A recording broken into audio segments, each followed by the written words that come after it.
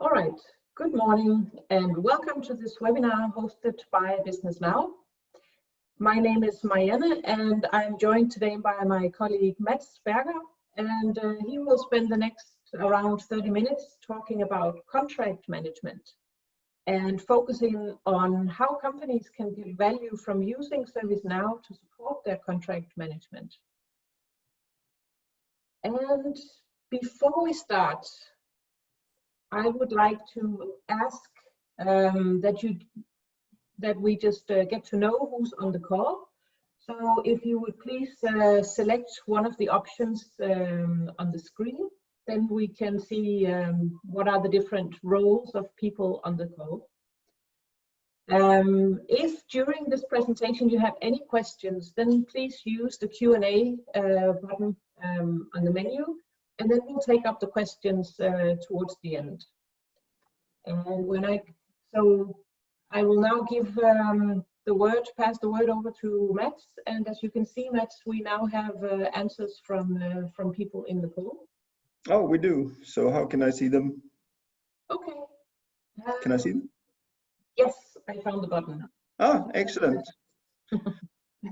Really good. Yeah, I thought there would be a crowd of various roles out there, and it's really good to see that there are various interests and stakeholders. So nice to see. Thank you all. And good morning to you all. Thank you, Marianne, for the presentation. And well, if some of you know me from before or is comparing how I look now on the screen and the picture, it's a bit different. I did an opposite Corona. A lot of my colleagues, they grew beard and shaved off the hair. Well, I did the opposite around. Grew the hair and took off my beard. But it's still me. It's still me. So anyhow, let's get going. So this webinar is about how to get better value of our third-party contracts and also using the ServiceNow out of box. And I would like to stage it up in four various sections. I'll start with an introduction to contract management as a practice. Why do we need it? What does it look like? And then I would like to go into ServiceNow and see what does actually ServiceNow have out of box for contract management. And I'll just give a disclaimer here. This is not a demo of ServiceNow out of box contract management. So please don't think that you will get a demo. After that, I'll move on to how you can work with an operating model in order to support your practice of contract management, a very important part, because it's not really just about the tool, it's about how we organize and have this as a practice. And finally, I will give you some tips and tricks on how you can actually do a roadmap for implementing and in improving your practice of contract management. And as Marianne mentioned, we will have some questions and answers at the end of the session, if there are any questions.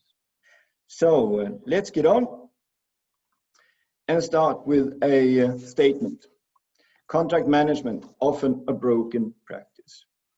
And this is because in my opinion, I don't really see any best practice for contract management out there from the customer perspective.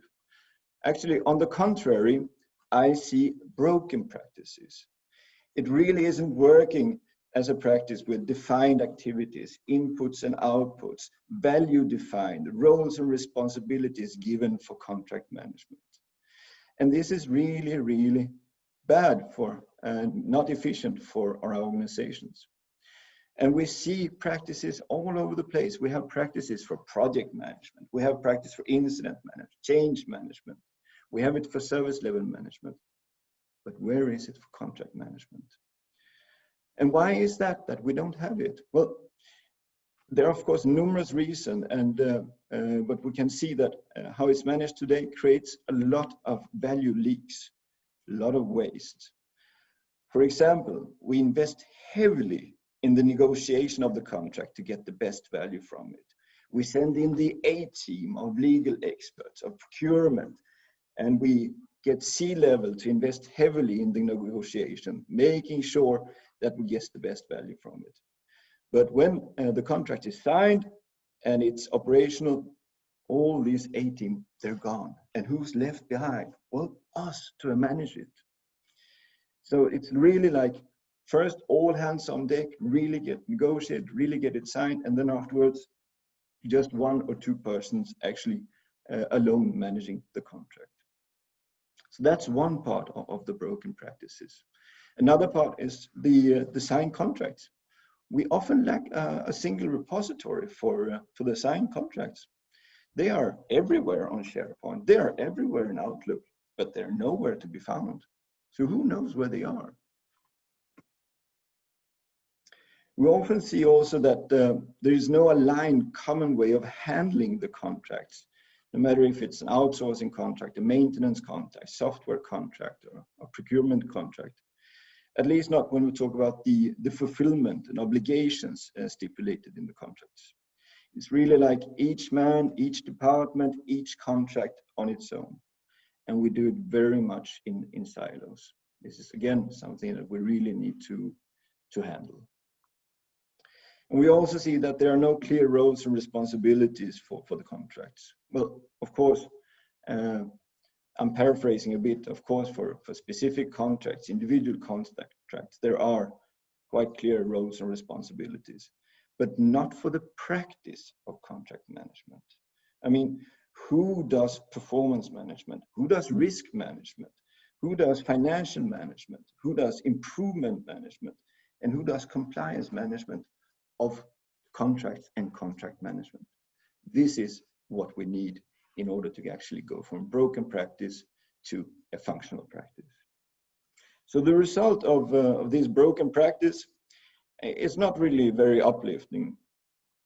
I see organizations that are actually quite clueless on who owns the contract and if it delivers the promised value. I also see that we have highly specialized experts in our organizations, or that we hire externally, working with risks, working with the technical issues and the technical delivery of the service under the contract. I see procurement in the contract management. And they're all working on the contract, but we're actually not collaborating. We're not collaborating together in order to get value from the contract that we have entered into. This is really sub-optimizing the contract. And finally, we're not really proactively managing our contracts, and thereby we miss out on a lot of opportunities that we have worked hard to negotiate and get into the contract. And then when we manage it and have it operational, we don't see it, we forget about these very good opportunities, and we get extra unnecessary costs. And sometimes we even forget to timely renegotiate or terminate the contract. So these are some of the reasons why we often see contract management as a broken practice. I'm not saying this goes for everybody, but it's really too much of a general picture.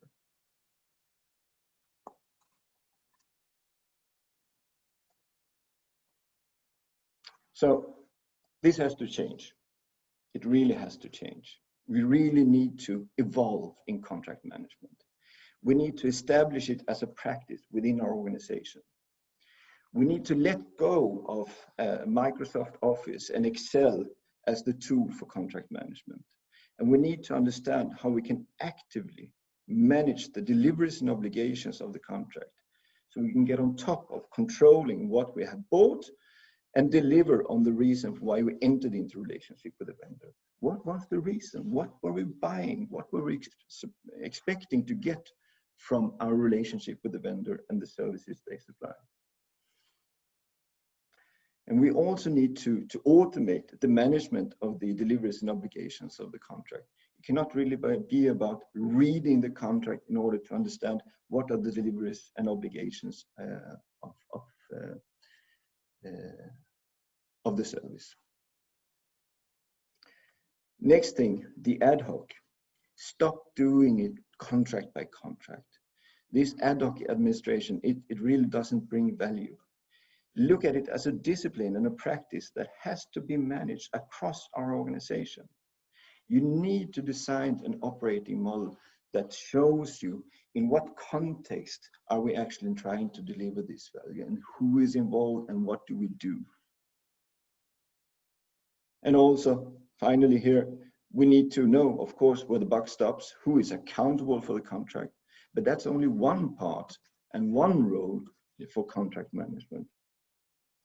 There are many roles that are involved. Like example, what to expect from the collaboration with the finance, what to expect for the collaboration with risk, with procurement, and if we have disputes, who will manage those? Is it the operation manager, contract manager, him or herself, or do we get help from other experts within our organization? So again, this is actually quite a lot of the picture we see out there. We help our customers to design this as a practice, and we help them even to design the processes if there should be a need for that. And in order to move away from this broken practice, we really need some input. I'm trying to give you some thoughts on it today, but I think also a very good point to start. And I thought I'd never say this being a process expert as I am, but in this case, let's get practical. Let's get into ServiceNow and look at what the tool can offer and what for the data and the workflow to support our practice. And I do this because out-of-box ServiceNow, well, it might be a lightweight module within ServiceNow, but it really has some basic things on the data and the lifecycle management that is something you can start off with. And I start here giving this part on ServiceNow also to keep it simple, not to overdo things within contract management. So what we get from out-of-box ServiceNow in contract management are things like a contract data. So what kind of model are we looking into here? Is it about software? Is it licenses, the subscriptions, or is it maintenance that the model for a contract is covering? What is the hierarchy of the contract? Do we have parent and children? Are there sub-agreements under the children? Those you can get in. And of course, basic things like dates, the start and end date of the contract, the renewal period that you need, the unique identifier both for the contract and the PEO and the contract number with the supplier, and of course, responsible persons managing and owning the contract. And there are also basic data on finance, like which cost center does this contract belong to, payment terms, price per period, and various mechanisms for the financial parts. And there's also a quite neat lifecycle management built into contract management. You have the overall states of the contract that makes it possible for you to create the contract, adjust during the drafting and negotiation of the contract, and approve, which then gets it to be active and all the operational period that you have, and then you can have it expired or canceled. And during mainly draft, you have substates like awaiting review, under review, approved, or maybe even rejected. So you actually have a track on where is the contract in the life cycle and what substate does it have. Not too bad. So if you can get this kind of data in for the most important contracts, I'm not saying for all contracts, but for the most important contracts, you'll have the start of a life cycle management. You'll have a contract hierarchy. You'll have categorizations, workflow for approval within the tool, and basic data on roles and financial. It's not a bad start to get inspired from. And even more practical, I mean, again, it's not a demo, but what does the form look like? Well, I just ran through the basic contract data and life cycle. Here you see it. You enter, of course, the vendor. You have the table where the vendor information is on. You have the contract model, purchase order, maintenance, software, and so forth. The contract number stipulated together with the vendor, the states and the substates, the parent contract, if this is a parent contract, that this relates to a parent contract, and the short description of this contract. There are various sections like general, renewals, financials, and terms and conditions that you can fill in. General is about dates and PO numbers, and there might be roles that also are involved in it. Renewal is, of course, again about dates, and financial, as we talked about, cost models, payment terms, and so forth. And then there's also the possibility to include general terms and conditions of the contract. So this is pretty basic, but as ServiceNow is a platform for system of records, we really don't need to put much more into the contract form in order to actually make use of it in other processes and get use from other processes for contract management. So this system of records in ServiceNow gives you the possibility to link the contract to, for example, assets that are covered under the contract, users covered under the contract, CIs that are covered under the contract, invoices that comes from the supplier, and of course are needed for the management of the contract. So this is really the possibility to keep things in the right place. Assets are managed in asset management, not in contract. Incidents are managed in incident management, not in the contract. But here, with the related lists and the system of records in ServiceNow, we link them together so we have governance of it all. And there is also a good opportunity to integrate here with third-party products, like, for example, DocuSign for automation of signature of the contract. I would say that this is much better to use this kind of integration than hiring a student associate whose only job is to run around in the corridors and offices to find managers and to get them to sign the various contracts. So look into that as well. And I'd like to continue on this, enriching the use of the contracts by linking them to related processes and services. And again, this is really the power of ServiceNow as a system of records. So in addition to the related list we saw before, with the assets and CIs, you can also relate the contract to incident and changes under the contract. Here, I'm not talking about changes to the contract changes, but when there are incidents for a service supplied under the contract, or when there are change requests that are done to services under the contract. Those are managed in incident and change management separately, but we put them in here with a related list to enrich the use of the contract.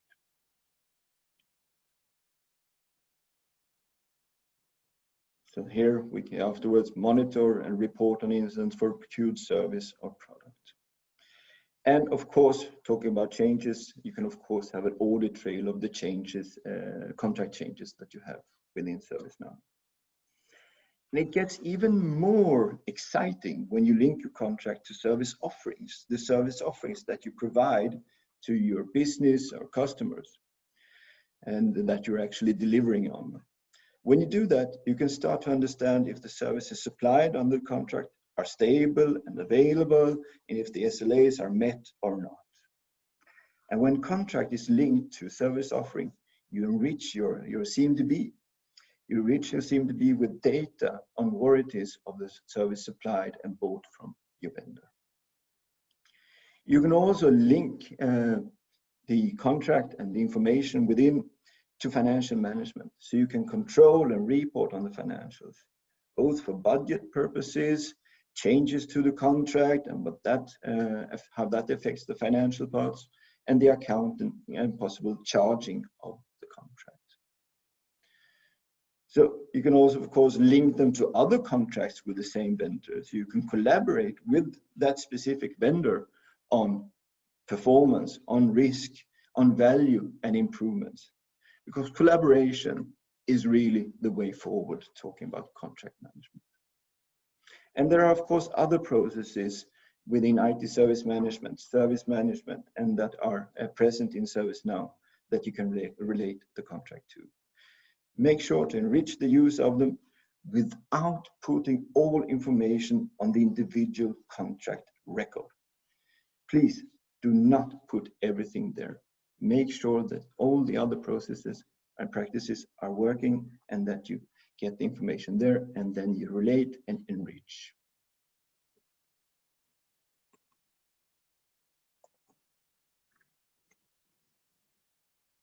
So how about that contract module? Where is it?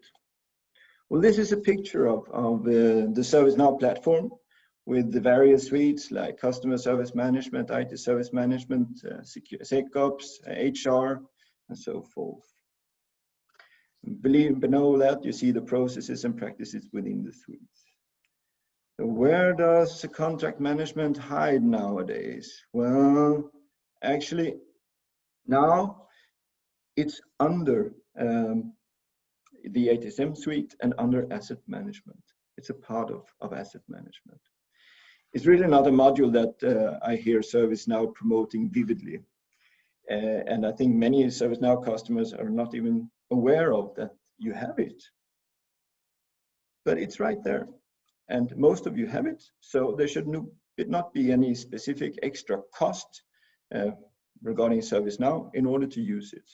Maybe some extra fulfiller licenses. So I'm not from ServiceNow, but I'm often a ServiceNow enthusiast, and especially when I see modules that are easy to work with and to get value from. And in my book, well, contract management is one of them. But again, a fool with a tool is still a fool. So after this brief introduction on what you can do out the box in ServiceNow and see what kind of information is stored there in the workflow, let's get back into how to get this practice of contract management up and running. And one of the first things you need to establish, of course, goals for contract management. You need to start with the why. Why are we doing this before you get into the how and the what? So what your goals for contract management should be, I cannot tell you just right now, of course not. But what you see here are some of the most common goals that I have listed. And really, please don't go for them all at once. Make sure to mature on the way and take it step by step. And what we see very often is the first step is to understand what contracts do we have, the overview. And then we need to often to see the roles and responsibilities of them. And then we might move on to understanding the life cycle and dates of the contracts to ensure that we have timely renegotiation, sorry for that, our contracts. And before we actually start collaborate and with our vendors to be able to monitor and track the performance. Finally, we're at the stage where we can understand if we get wanted value from the contracts and actually have an effective contract management practice. I mentioned it before, to have the practice up and running, we need an operating model. And an operating model is a visual representation of how the organization delivers its business strategy, in this case, contract management. You should always have a high-level operating model for your organization as well, and below that, various operating models for the practices and services that you deliver. This operating model that you see here is the one that we promote and work with at BusinessNow. It has 9 components: suppliers, contacts, value stream mapping, information flow, stakeholders, business value, organization with roles and authorities, IT and data, and management systems. And they're all crucial to get it up and running. But I'll just focus on a few of them here. Business value. It's all about business value. You need to establish a value proposition for contract management. Not for each contract, but for the practice and management of contracts. What is the value that such a practice could give to your organization? Value stream mapping. What are the main activities performed in the value stream for contract management? So what's the input, output, activities, and triggers, and so forth? The data and information flow supporting the value stream. When is the information needed? Is there a bottleneck, or is it available as it should be? The stakeholders. What stakeholders are involved in the value stream, inside and outside our organization? and what stakeholders can help us to define the value proposition and confirm if the value has been delivered. And finally, the one I want to mention now is management system. You need to establish KPIs and metrics that you're going to measure on and monitor your practice. So that is also needed. So don't start with the tool or just one contract. Give some thoughts on how contract management is supposed to be delivered in your organization. Alignment of your operating model is crucial.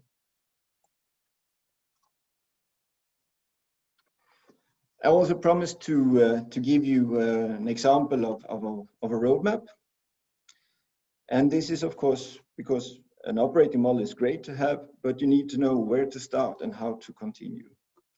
And this example of a roadmap is built upon the maturity model from the International Association for Contract and Commercial Management.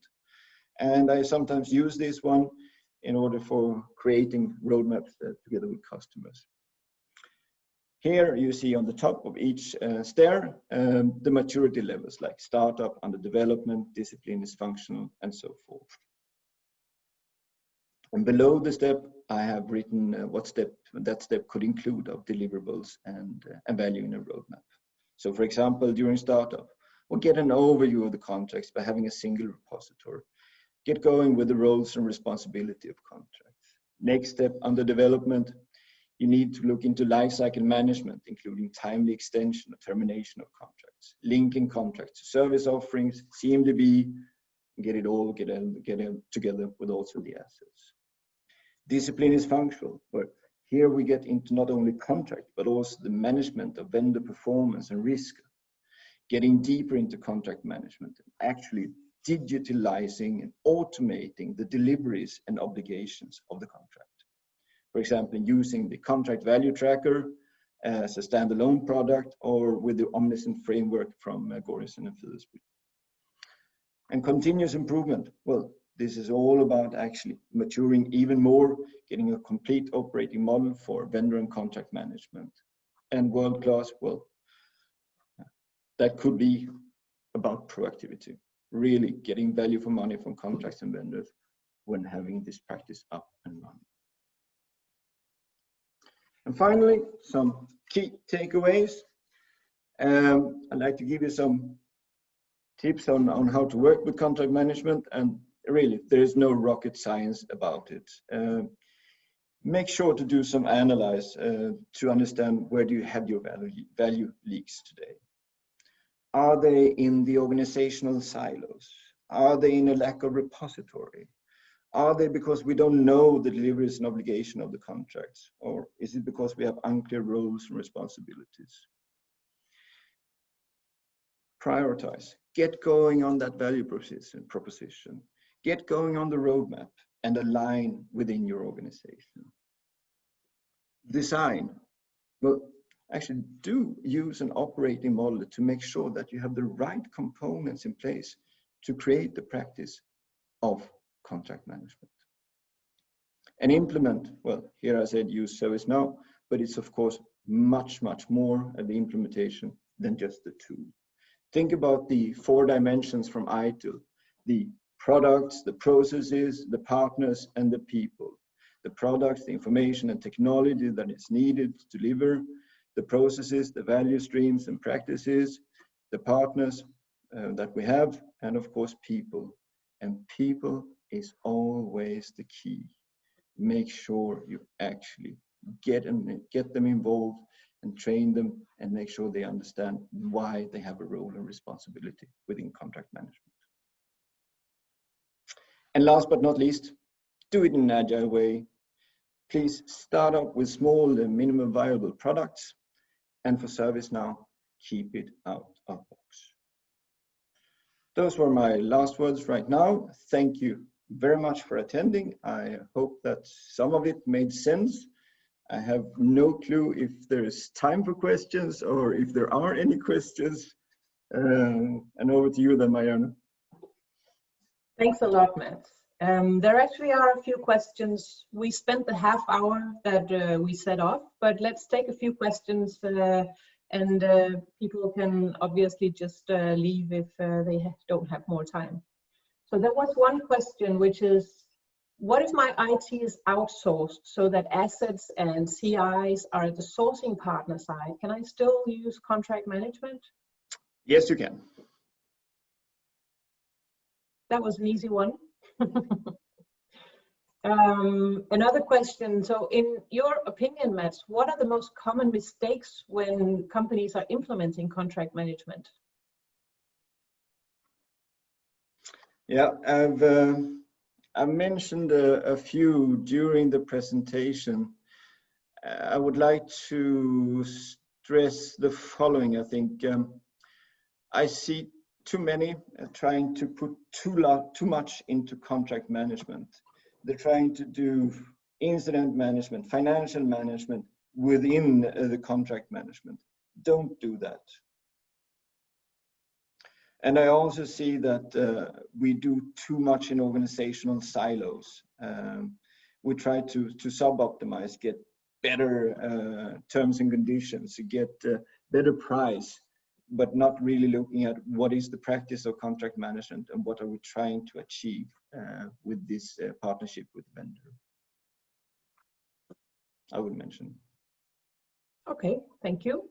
Yeah. And I think one last question here, how long time does it take for implementing contract management when you know, from starting from scratch until you have a first minimal viable product? Hur långt är ett snöre? How long is a string?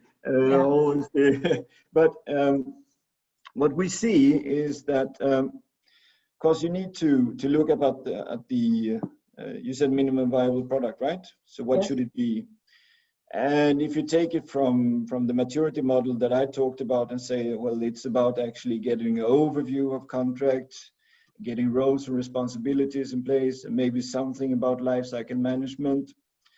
And of course, before doing that, making some strategy, making a roadmap for how you want to work with it going forward, I'd say 4 to 5 weeks. Okay. Yeah. That's very specific. Yeah. Okay, thank you very much, Matt. Those were the questions that the audience had for you. And then before we end this, we actually had, let me just, no, we don't have more questions. Okay. Okay, so I just hope that everybody got information and inspiration from today's webinar. You will shortly receive an email with a link so that you can come back and watch again in case you should have missed anything. And we want to thank you all for participating and for asking questions. And obviously you can get in touch with us if you want some of these topics elaborated. So I think from Mats and me, we will just wish you all a wonderful day and hope to see you back for the next webinars we have. Thank you. So, goodbye for now.